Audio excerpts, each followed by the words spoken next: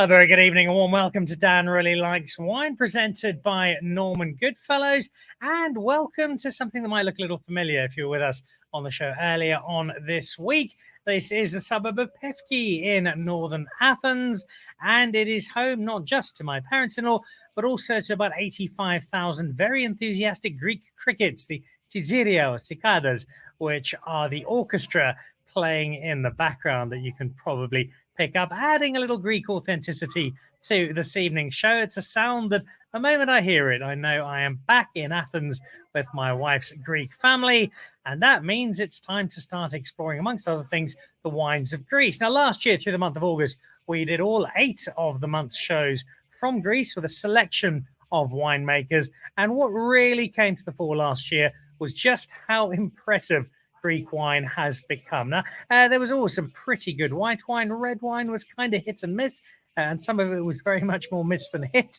But over the 10, 11, now 12 years that I have been coming to Greece, there's been an appreciable improvement in the quality of wine. Winemakers having gone to study in France and in Germany, and now coming back to cellars that have been invested in and vineyards that have been invested in, not just resources, but also in terms of appreciation of what should be made. And it is the homegrown varietals, the Assyrtiko, the Achiriotico, the Zino Mavro, the Malvasia. These are the grapes that have been here for hundreds, thousands of years, and are the ones that are doing real justice to Greek winemaking. And they're also grapes, as I mentioned on Monday, that I think we're going to start seeing a little more of in South Africa as climate change kicks in, as drier, hotter conditions with reduced access to water become the norm. So the kind of grapes that flourish in Greece, I think, are really going to be able to do a job in South Africa. And we're already seeing a little of that. In fact, 2 of our guests have got some Greek wine, some Assyrtiko, that has already made waves and been very, very happily received. And we'll ask them about it a little later on this evening. They are not Greek. They'd probably like to be, but they're not Greek. They are, in fact, American and South African, and they form one half of our guest list this evening. The other half, South African and Australian, as we delve very excitingly, a little nervously maybe, into the world of husband and wife winemakers. How did they meet up? How did they start to make wine together? And how does the winemaking process work? Is it completely shared? Do some people do some stuff and some of the rest? We'll find out the mechanics of both Team Mullineux and Team Craven on the show this evening.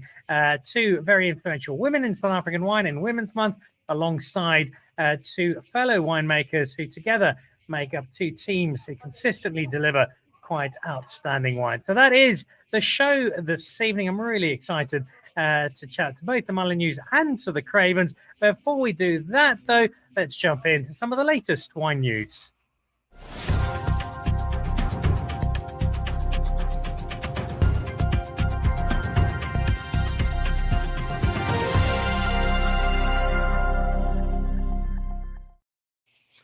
Well, this is the Cape Winemakers Guild, well known to all of you, and the Cape Winemakers Guild auction is not that far away. It's going to be the first weekend in October, and it is being built up to with a couple of showcases towards the end of this month on Thursday, the 24th of August at the Cape Town International Convention Centre, and then Wednesday, the 30th of August, as the winemakers head to Santon and the Nedbank Atrium.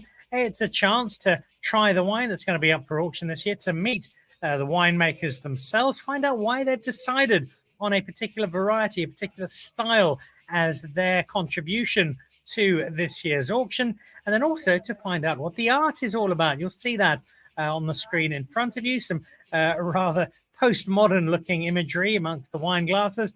That is all done through AI, and it has a particular story. You can find out what that story is at the Nedbank Cape Winemakers Guild auction showcases, 24 August in Cape Town and 30 August in Johannesburg.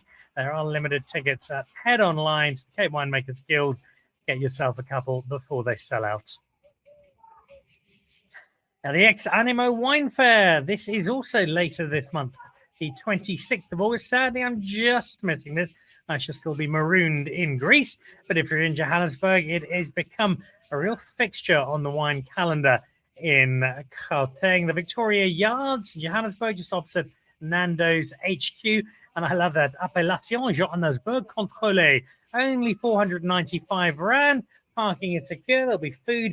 There'll be some beer for the Philistines, but mostly it's wine and some terrific wine. Ex-Animo represents some really, really cool producers, including the Cravens, who are on the show this evening. So if that sounds like it's appealing, and I can't think why not, then exanimo.co.za to buy your tickets and go and try some superb South African wine at a really cool venue. And then this is underway at the moment. The auction closes next week. Ignore that 7 days on screen. It closes on Monday, the 14th of August at 6 p.m.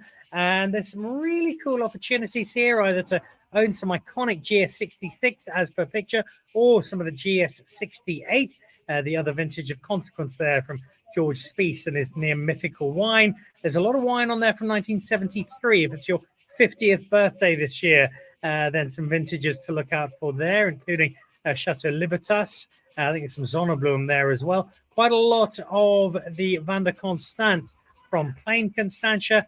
And if you like your spirits, you can see the Mortlocken image. There's also some older whiskey that's available as well. Closes Monday evening. Some lovely wine. Go get bidding and add some vintage Cape Heritage wine to your collection.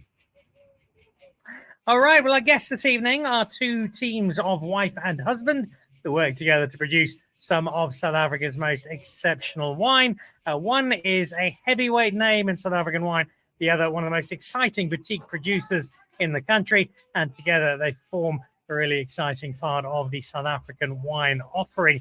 The Cravens are Jeanine and Mick, one half South African, the other half Australian. The Mullineux are an American South African combination, and they are almost welcome to our wives and husbands special on Dan Really Likes Wine with Norman Goodfellows.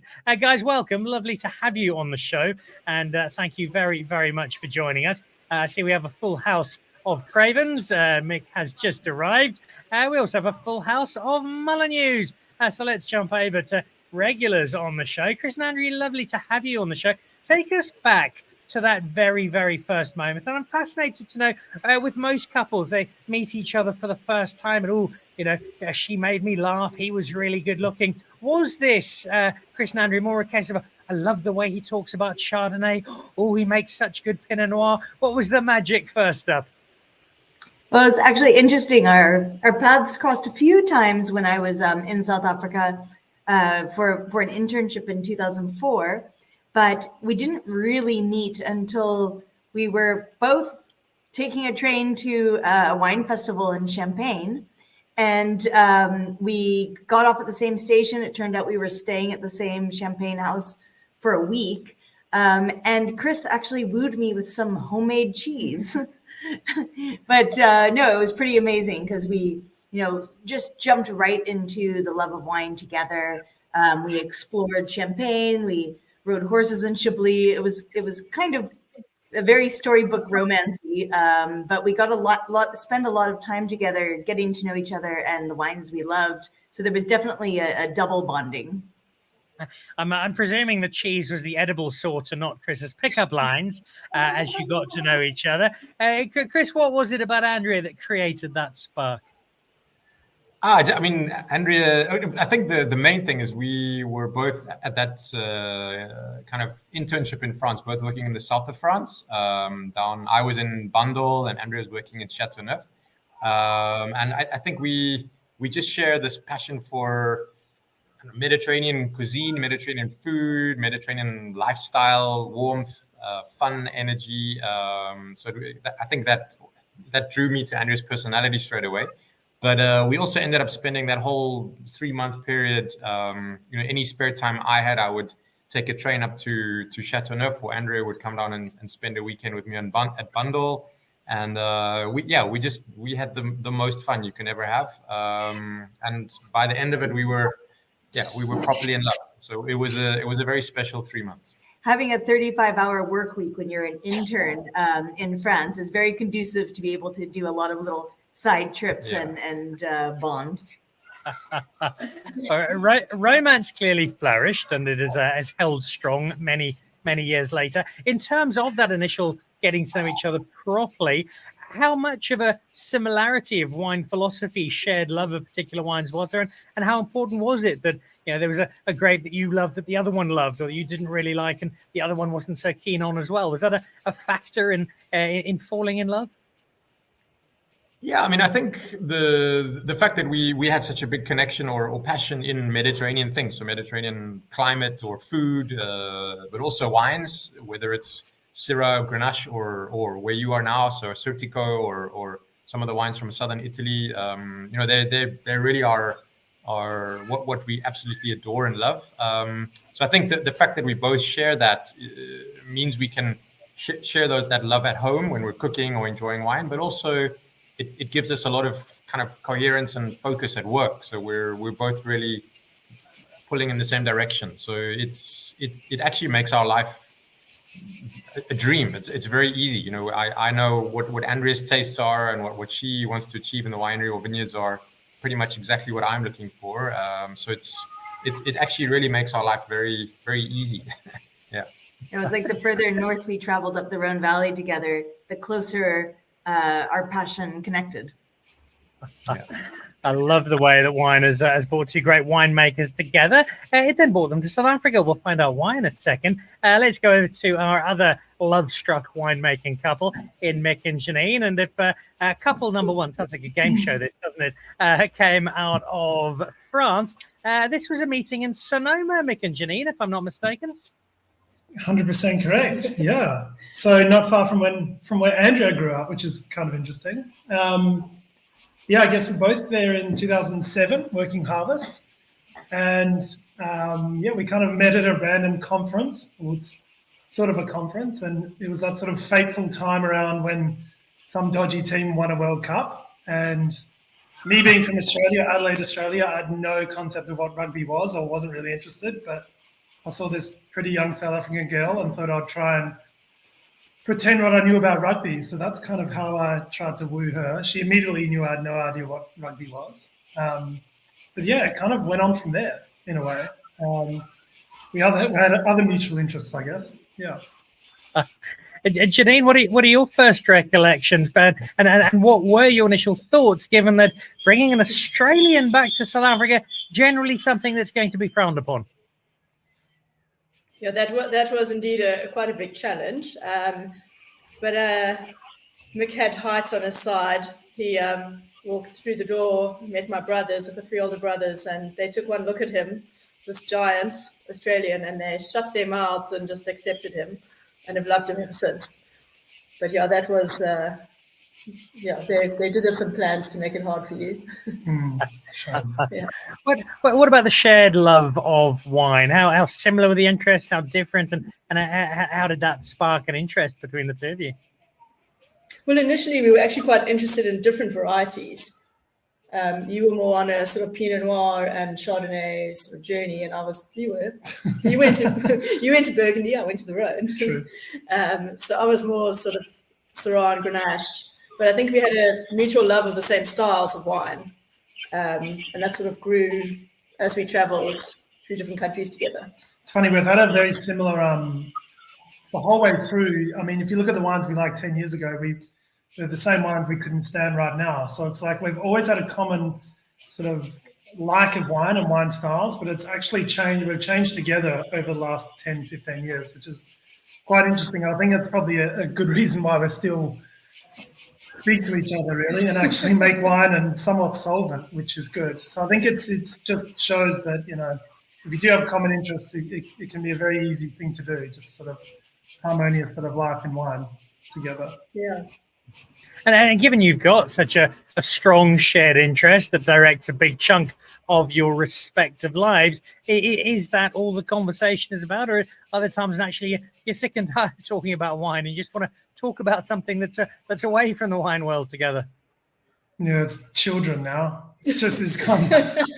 It's children and wine. It used to be wine, and now we just talk about bloody children. So, yeah, that's kind of where it's gone to. We still talk about wine a lot. I mean, it's a good thing.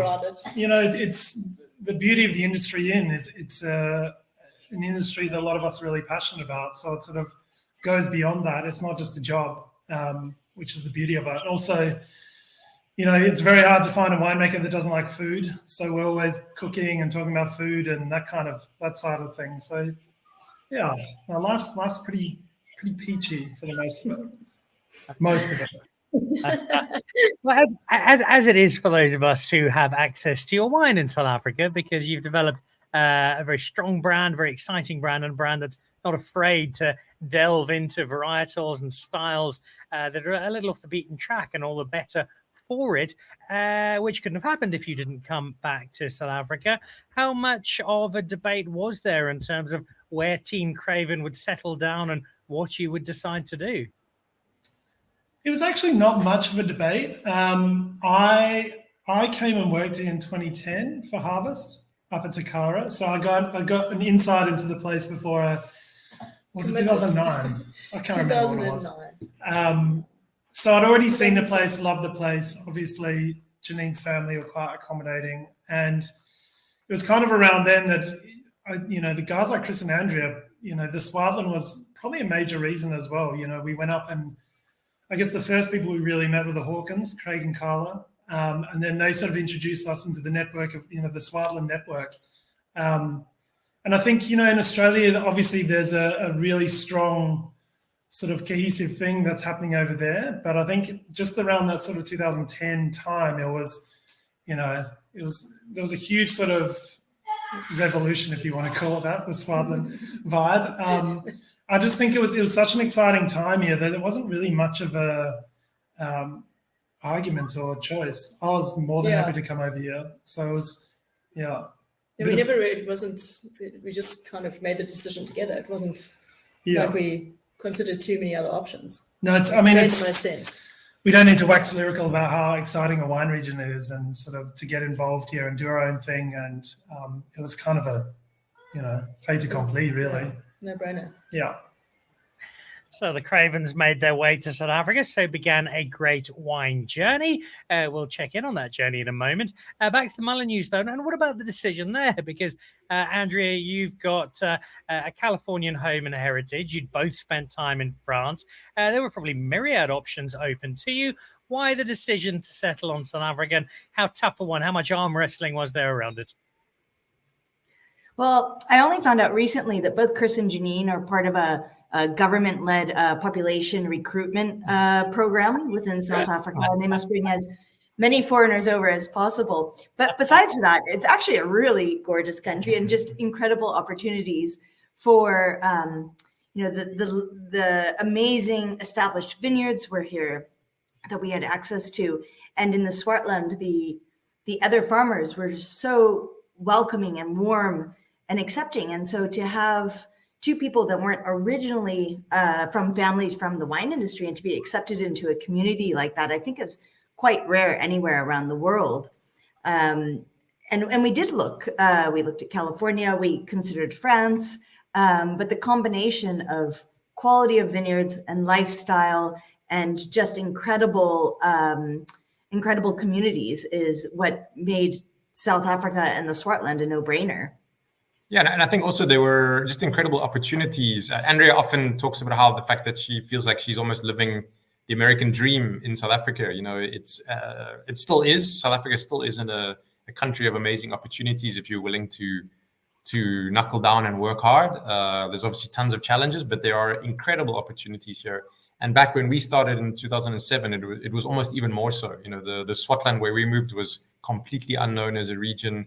And it was just, there was this energy and feeling that there was something special waiting to happen there. And it's been a ton of work, but it never, as a team, it's never really, as Mick said, it doesn't feel like a job or work. It's a life, and it's an amazing life. So it's been awesome. And what's incredible is that, both with the Cravens and with us, it's like, we're living the dream that we want to do, and to be recognized internationally for that, both by our peers in South Africa and internationally by journalists who enjoy drinking the Craven's wines and our wines. It's really amazing to put your heart and soul into something in a place that you believe in, and just watch that kind of ripple effect of what you're putting in is turning into something incredible. And also to be able to do it together, which makes it particularly unique. Was that always the plan? Did you always decide, right, we're coming to South Africa as a team and we're going to work together on what we do? Or did you think that you might have to start in different places and build up separately? I think, yeah, and Andrea and I had, it was about 3 years, two and a half years where we worked together at another winery. So I before we started Mullineux, I was working at a winery in Tilburg, and Andrea came to very conveniently work for me as my assistant winemaker. That was the last time she was my assistant. The roles are now reversed. Yeah, firmly my boss. But it was 2.5 years of working together in the vineyards and winery, and doing everything together. It was a great 2-year kind of. I mean, we hadn't thought of it as a test period, but it was an amazing 2 years to work together and see how compatible our thoughts on farming and winemaking and preferences and styles of wine were. So it wasn't a plan to start a winery together necessarily from the beginning, but it quickly evolved into that when we saw how compatible we were. Because otherwise, if Andrea had liked really pure, fresh styles of wine and I love big monsters with a lot of alcohol, we probably would have stayed married, but we would have maybe done different jobs. I might have worked at one winery and her at another winery. But because we have such compatible ideas and tastes, it's really natural to be working together. Painting a picture of constant and continuous domestic bliss. I suspect that's not always the case. We'll check in on that momentarily. What about the Cravens and touching down again? Was it for you guys a plan, right? We're going to hit South Africa, work together, have this team? Or was that also something that fell into place rather nicely rather than being specifically planned? I think, pretty similar to the Mullineux, really. It was, you obviously got to put food on the table. So we had to get some jobs when we obviously first came here. But we always had it in the back of our mind that we wanted to do something together. Yeah. And it kind of all really started. Jeanine's father was a farmer just down the road here in Somerset West, or Stellenbosch, and she can tell you more about that. But yeah, it's an incredible vineyard. So it was a very natural sort of progression for us to start messing around with some of those grapes on the farm, and that's where it all really began, I guess. Yeah, we started by making a little bit of Pinot Noir that we took from my dad's property, and the reason we sort of started was that we saw these beautiful vineyards that were being picked by various bigger companies and going into bigger blends. And we were just saddened to actually see that no one was trying to express these small parcels just as they were, like just expressing that grape from that vineyard. So that's kind of how we got started. We had this idea to make a wine from a specific vineyard on my dad's farm and see what that tasted like on its own, not blended with another Pinot vineyard or, 10 other Pinot vineyards. That's kind of how we got going. Yeah. But again, we had the same vision. Yeah. We've always kind of had the same vision. And how terrifying, for want of a better word, was that when you start off back in South Africa for you, Jeanine, newish country for you, Mick? You've got some experience, but a massive amount, and now you're kicking off this new project. Very exciting, certainly, but also quite nerve-wracking, I'm sure. For sure, it was and is, but I think one of the beautiful things about this country, and why you're seeing a lot of these younger people, we're not young anymore, but these younger brands and this real sort of excitement and growth was a lot of people started working at other wineries. So a lot of people weren't necessarily financially, required, or they didn't need the finances from their business. So there wasn't, those first few years was a bit of mucking around, trying to find out what we really wanted to do. So there's no real, the boot wasn't on the throat just then. So we were able to sort of, build up what we wanted to do, build up some stock while sort of working other day jobs. And I think the great thing about this country is there's been a lot of really good winemakers and companies who've allowed that to happen and allowed that to flourish. And, eventually a lot of us have just gone on our own, sort of when we're, a bit more mature, a bit more grown up, and a bit more sure-footed of what we're doing. So I think that was one of the great positives in this country. I mean, you do see it obviously in the rest of the world, but I think it was just another one of those real sort of great or low barriers to entry that we've had in this country. Yeah, it's nerve-wracking, but at the end of the day, it wasn't going to bankrupt us if a couple of barrels of Pinot went down the drain. So, yeah. But what about the philosophy in terms of how you approached what you decided to make? It's not everybody who's doing a skin contact claret blanche, for instance. You've gone into spaces that are occupied to a great degree, clearly with relish and enthusiasm. But what drove the decision that this was the style, the interpretation, the space that you guys wanted to play in?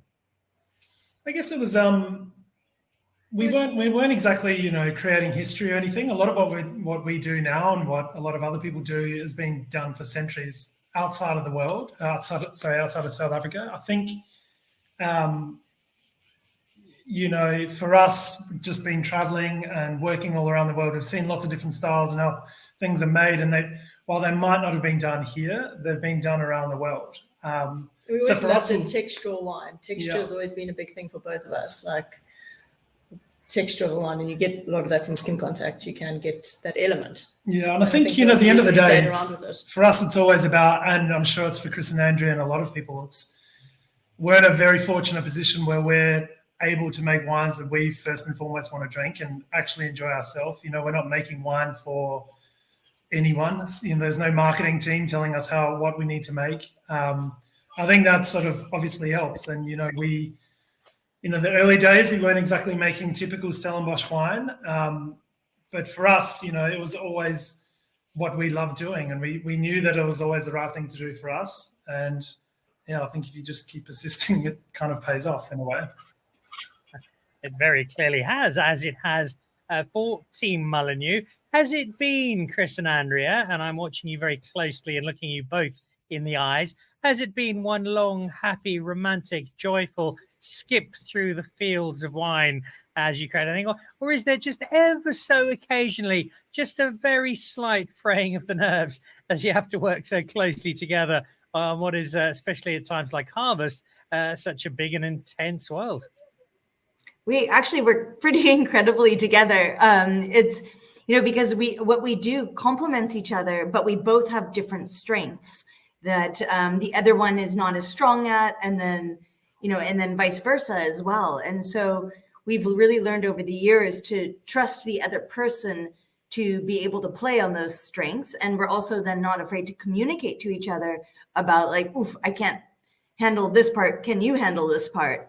So I think we're pretty good communicators with each other, and we work pretty crazy hours. We're not afraid to do things until they're done. And we both are on that mindset.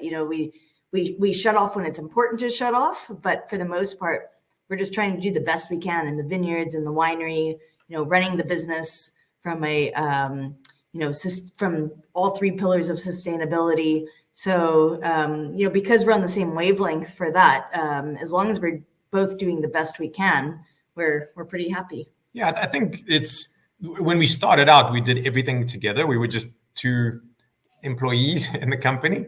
And as we've grown, we've needed to employ people to be able to grow. So we're an amazing team now. But also through that, we've kind of each specialized or focused on certain parts of the vineyards and winery and business. So it's not like we do everything every day all together. On a given day, Andrew will be focused on certain things and I'll be focused on certain things. Obviously, the really kind of critical or important things we'll do together, whether it's the blending or picking decisions or there's lots of little things, but on a given day, Andrea's in charge of the vineyards and winery, so that's her baby. But if she has any challenges or questions, she'll come and chat to me, and I run kind of the rest of the business, I suppose. So if I'd get on with that, and if there's any issues or challenges, I come and chat to Andrea. But that kind of that common understanding or goal really helps us. And at the end of the day, if there are for sure, there's things where Andrea will have an opinion about something and I have a different opinion.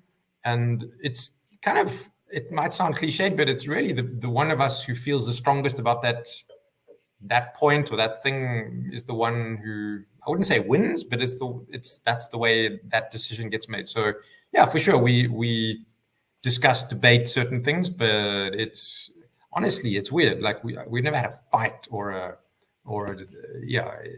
it's I think we're lucky just to have this amazing alignment in what we want to achieve. So it works really well. We still make lots of time for the kids and each other, but that is the benefit of working together, is that we understand what the other person is doing. In the middle of harvest, when you're working till 2 a.m, it's not like, where have you been? Why wasn't I invited? It's like, yep, we were filling barrels, or finishing up the budget, or by doing it together, we understand the big picture. Yeah. It's a remarkable partnership, but it doesn't sound dissimilar to what I have in the Nicholl household, where if there's an argument, my wife and I will debate it and then both agree why she was right and then move on from there. Your guys' one seems nicely settled. What are, on those two sides of the coin, what is the most rewarding aspect of having this time side by side working together in this space? And then what's the most challenging aspect of it? So, I mean, for me, one of the really rewarding things is to be able to share everything. We have a life where, when we come home, we still talk about work. We're still involved with work, but it's that's our life. It's not really a job. It's who we are and it's what we do, and we can share that, and we do share that. So it's not like I've come home from doing X and Andrea's come home from doing Y, and then sometimes it's difficult to get that message across or share your day, because you first got to find out about the other person's day. We really live one amazing life together. So I find that extremely rewarding, and it's a special life. The challenges obviously can be time, because we're a family business. It is very, very intense in terms of the time requirements. And we do have young kids, so just trying to find that work balance, I think, is work-life balance with our kids can be challenging. But at the same time, we are our own bosses or employers, so we are able to kind of schedule or make sure we do have the right time or enough time with our kids. So I think that is quite a challenge when you're running your own business. You obviously work much harder or work longer hours. Work never basically stops, and it's just making sure that with family you can spend time with family when you should be. So that for me is a challenge. Yeah. And we involve them as much as possible. I mean, we do think we're being good role models by showing the children that we work well together. We're a happy husband and wife, and we work together. And we can involve the children in actually a lot of levels of what we do. And, it's incredible how wine takes you to, beautiful parts of the world, to amazing restaurants, you get to do so many incredible things in the wine industry. And the times that we get to involve our children as well, it's really special for us. Yeah. Translation: child labor is alive and well in the Mullineux cellar as the kids pack all the wine each vintage. I love the way that they're included. I suspect that might be part of the Craven story as well, as kids have already been mentioned there. How does the family work-life balance play out with Team Craven? Yeah, we actually have a similar sort of approach. I mean, we actually do work very well together. It's only the two of us at the moment.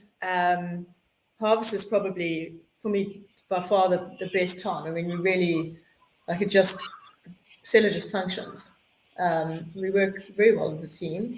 But outside of harvest, we both have our own sort of roles in the business. I think that also does help. Like Chris said, it keeps, you've sort of got your job. Mick's got more marketing side. I'm more on the sort of accounting and running the business side. And we sort of try to let the other one do their role as to the best of their ability without interfering. I think that does make a big difference. We seldom have any like big things like, again, blending, like we're both always involved in that, and like the bigger decisions we do together. But yeah, I think it just sort of flows. If somebody needs to do something, it gets done. Like there's no, it's your job. It's sort of.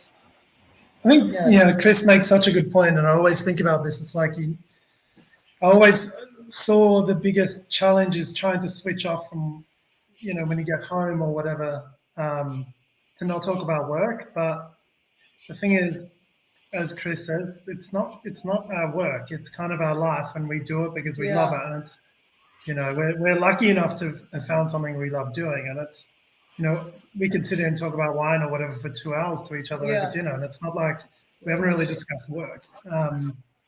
So yeah, it's a pretty nice life, and I think it's one of those things that if you didn't get along, or you didn't have the same interest, or you couldn't figure out how to work together, you wouldn't last. I mean, we've been going 10 years, Chris and Andrea longer. I don't think you would last 10 months really if you didn't have a very similar sort of outlook on things. So I think if you've got this far enough, we're the same as Chris and Andrea. We have debates, but it's never an argument. And we always. I think it's the same as well. Like the person who feels the most strongly about it, that's the direction you go.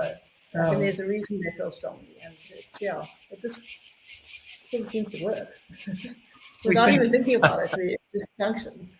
Yeah. Yeah. For the most part.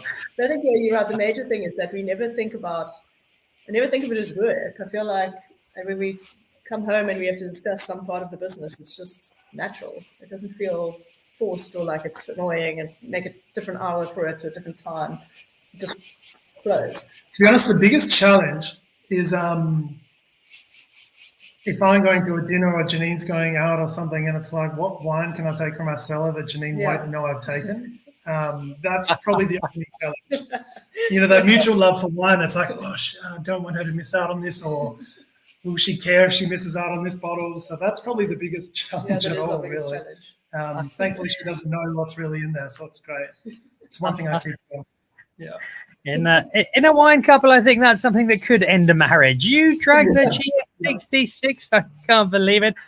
Tell me, for you two guys, if you look back, was there a moment, a particular wine, a particular vintage, a particular Greg Sherwood rating? Was there something that said to you, you know what, we've kind of made it now. We've broken through, and we're on the road to where we need to be?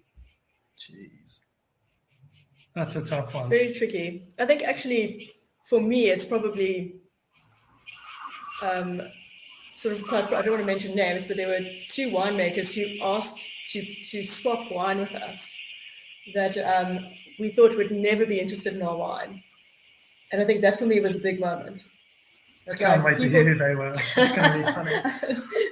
but people in the Stellenbosch and actually here Mullineux region who approached us to swap wine with us, that for me was a big moment. Like somebody actually cared. That I think it's like wines outside of like the sort of more new wave group. People buying it. That's always a good sign. When you get to the end of the year and you don't have any wine left. That was a pretty good indication. But I don't know. I think we've certainly got a lot better at what we do. But I don't think there was any one particular wine or any score or any whatever. It's just, I don't know. Just belief that we can do it, I guess, at the end of the day. Yeah. Well, that self-belief has taken them 10 years in. There are many more years to come, as there are for the Mullineux. In just a moment, we'll find out where things stand now and where they're headed for both sets of husband and wife's team. Before that, though, a quick look at something that's looking really special in the Dan Really Likes Wine store. In July and August on the Dan Really Likes Wine store with Norman Goodfellows, something very special indeed from the great Peter Allen Finlayson. What have we got? Dan, we have got 30 cases of the 2018 Cabernet Franc from the Garboskloof Landscape Series. Oof, I love this wine. I've just had some of the 2021, which is delightful. The 18, another 3 years in bottle, another 3 years aging perfectly. Cabernet Franc, for me, one of the finest grapes we're doing as a single varietal in South Africa at the moment. All yours, only on the Dan Really Likes Wine store with Norman Goodfellows. Jump online, get shopping. There's some really great wine headed your way. there is also some really great Mullineux available on the store as well. So head over to the Dan Really Likes Wine store at Norman Goodfellows. Oh, and there we go. That I suspect is South African attempting to break into a car. So my apologies for that. We're coming to you from Athens with this evening's episode of Dan Really Likes Wine, brought to you by Norman Goodfellows. My guests are back in the Cape, including the Mullineux, who've now got this sprawling empire. When you came back and you spent your couple of years working out in Tulbagh and then started your own brand, I'm sure there was a certain vision, there was a certain belief in what you might be able to do, where you might be able to take this team effort. But where you've got now is quite remarkable in terms of the sheer scale, not just the awards you've won and the wine you've produced, but the different brands, and not just the Lieu Passant and the Mullineux, but also really cool stuff like the Great Heart and the spaces you've moved into. How much further down the road are the Mullineux than you might have imagined when you kicked off? Yeah, it is crazy. Sometimes I do kind of look back and think, geez, this is not quite where we thought we'd be right now. It's I think that comes back to what we were saying earlier about living the American dream in South Africa, where if you're willing to knuckle down and get on with things, you can do amazing things. So yeah, it is amazing. But to be honest with you, every time I think we've done well with something, I look around and I'm so inspired and excited by what's happening in our wine industry in general, whether it's in the Swartland with our good friends, or in Stellenbosch or Himmel en Aarde, or there's so many places and so many wineries that just every year are lifting the bar. So it's you kind of can't just say, okay, I'm done. Like now we've made it. We're where we want it to be. It feels like you always need to be just doing a little bit more and lifting your game, whether it's in the winery or the vineyards, and I think actually at the moment, mostly in the vineyards. A lot of wineries have done amazing things in the last 10, 15 years in South Africa in terms of winemaking. And that's one of the big reasons why wines have got so much international acclaim and attention, is because the winemaking is so focused and pure, and we've got a true kind of sensibility in our wines. But I think we can still, in our vineyards, do a lot more, and that's where we're putting a lot of energy. So yeah, I don't think we're quite done yet, but it just feels like we know every year we need to just what can we tweak, what can we just turn to make things a little bit better every year, particularly also with challenges around things getting drier. We working, with like you were mentioning at the very beginning, grapes like a Certico, or other Mediterranean varieties I don't think we can ever think we're done.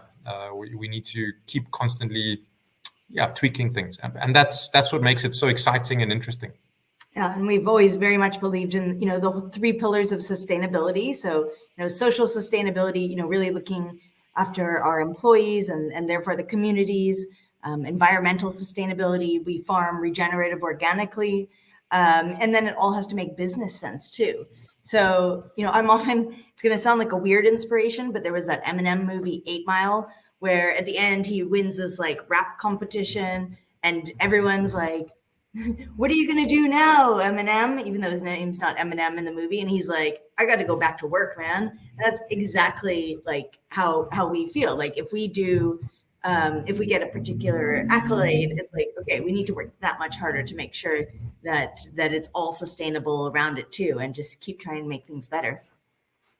And one of the challenges that must be there is that you have done so well. There is so much of a clamor for your wine. There's obviously an excitement and enthusiasm in finding new projects or developing new spaces, whether it's the social responsibility wine that you've got, or a wine you make in America, the Lieu Passant project. It's deciding, well, where do we draw the line? Where do we say, okay, this is kind of what we can handle, even though there are so many other exciting opportunities? How challenging is it when you've got this great name, you've got all this amazing ability to do stuff, to say, okay, now enough is enough? Yeah, that's a really good question. I think that is one of the things that I think most winemakers get into wine, as you would have heard tonight, because we love it's our life, it's our passion, it's what we love. So most of us are geeking out about things we learn or discover or find in the vineyards or winery. And often that's why we're in it. We want to taste and share that with people. So yeah, there's this tendency, this kind of want to do new things and share things all the time. So I think one of the challenges is staying focused and sticking with a vision and with what you want to do.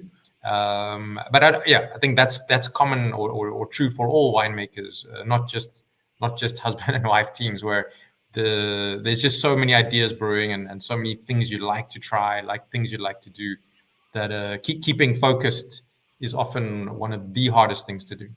And we definitely discuss it, and we've done some experimental things in the background, and some of them lead to something new and really and exciting.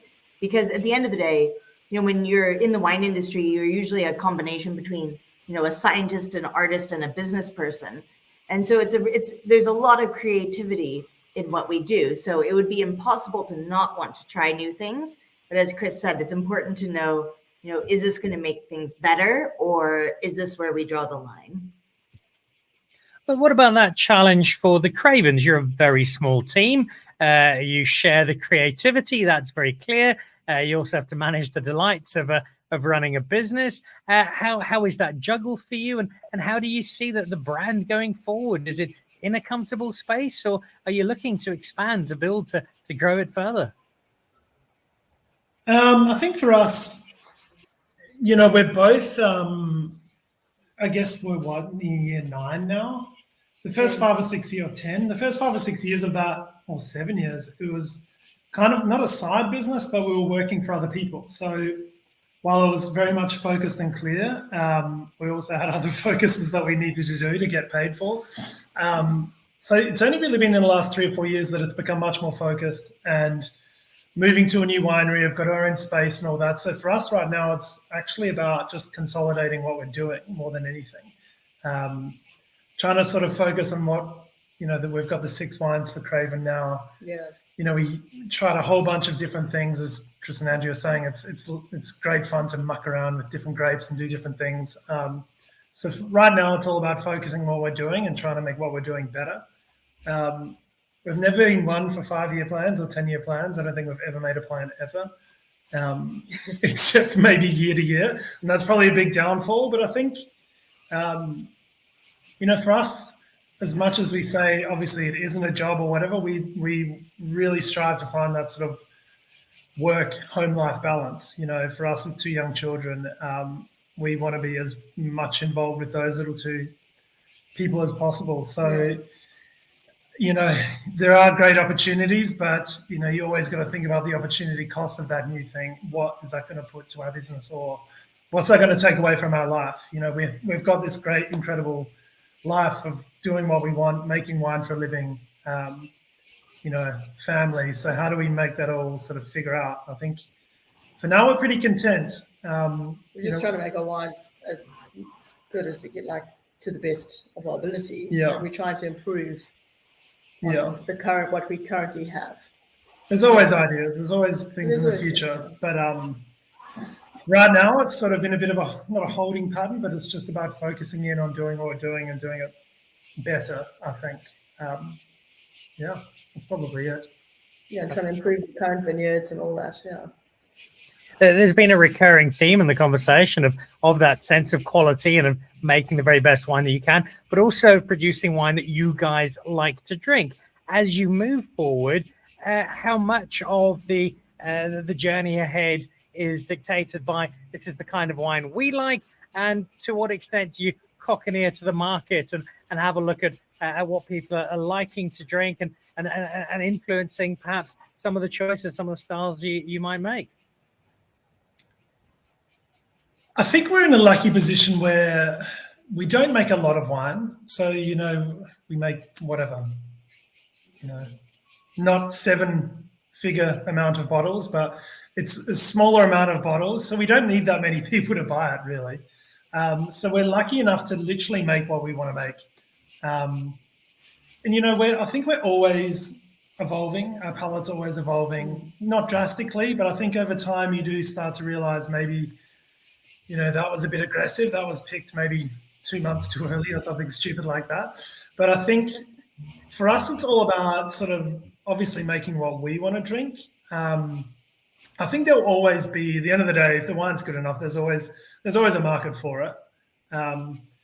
We know enough people around the world that are sort of similar, like-minded palates that if we make the wine for ourselves and we like the wine, I'm sure there's going to be, at least 50,000 people out there who will buy something. So yeah, I think it's more about just drinking widely, drinking as much as we can from different places, different people, different producers, and trying to sort of focus our palate and figure out what we like. When we first met, we were passionate about 16% Barossa Shiraz. Here we are 10 years later, and that stuff, makes us horrified. So I think it's one of those things. The cooking wine goes into some nice, bolognese. But I think it's always just about drinking widely and figuring out what you want to do. If you've got the ability, like a lot of us, to make wine that you like, it's about figuring out what you actually do like. And, it's a very important thing for us is drinking and drinking a lot and drinking widely. So, yeah, small changes, but nothing drastic. And staying true to like what we enjoy. We try to make wine in that style and not like be influenced by what's trendy, too trendy, or like what wins awards. And we try to stay on our own path. Well, I think you've alluded to the answer to my final question a number of times through the course of the interview, but I'll pose it nonetheless. As you look back, that first meeting in Sonoma, it really has kicked off a fairy tale, and it's brought you together in the most wonderful way. We benefit from the wines. You guys benefit from so much more than that. If you can sum it up, what's been the absolute best part of this union in wine that's allowed this Craven team to take root in Stellenbosch and produce something quite so special? Maybe I should block my ears and let Jeanine answer that one. I don't know. It's kind of I think this is going to sound corny and cheesy and all that crap, but like no, it's really nice to obviously find a significant other or someone you want to spend the rest of your life with. But I think it's that much better to find someone that not only we've got good hobbies outside of wine, but livelihood is one shared passion, I guess, if you want to put it that way. So I think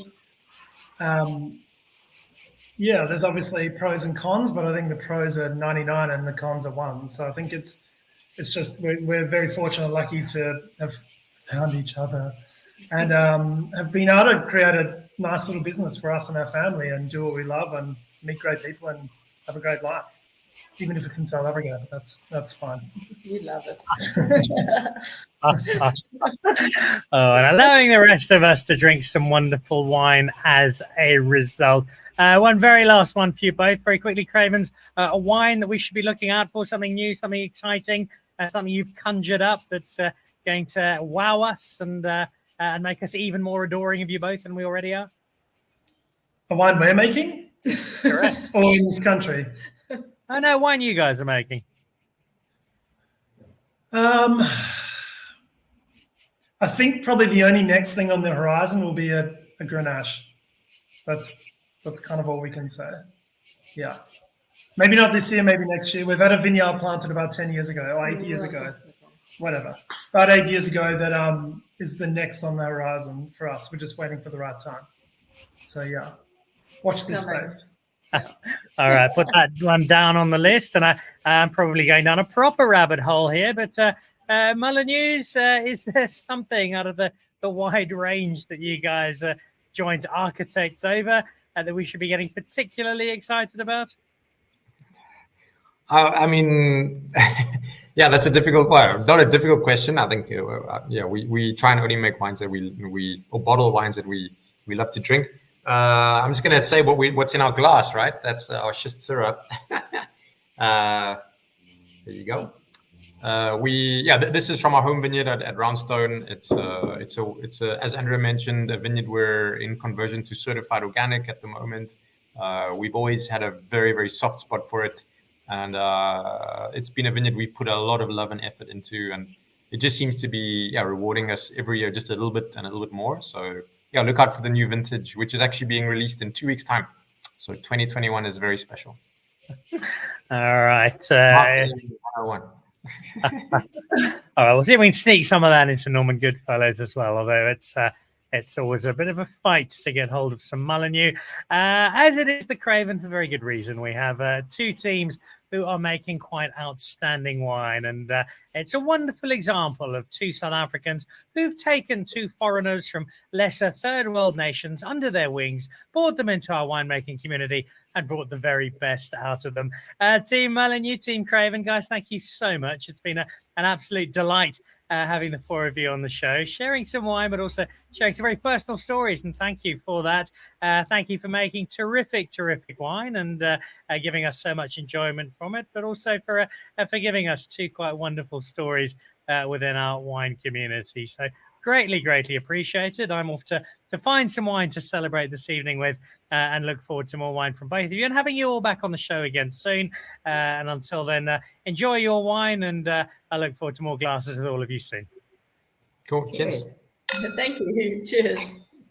There we go. Mick and Jeanine Craven, Chris and Andrea Mullineux, all making some sensational wine, but also some wonderful stories, falling in love through wine and bringing that journey back to South Africa and translating it into some of our finest produce in the winelands. That wraps us up for this evening as the sun sets over me here in the northern suburbs of Athens. Join me on Monday. I will be down in the village of Mavromati in the Peloponnese, where some locals will be taking me through some wine from one of the great wine growing areas, not just of Greece, but I think of the world at the moment. There is some splendid wine coming out of the greater Peloponnese area, and I'll be drinking some of it on Monday. Have a great week, and look out for Craven and look out for Mullineux. Like so much of South African wine, there's no chance you'll be disappointed. Goodbye.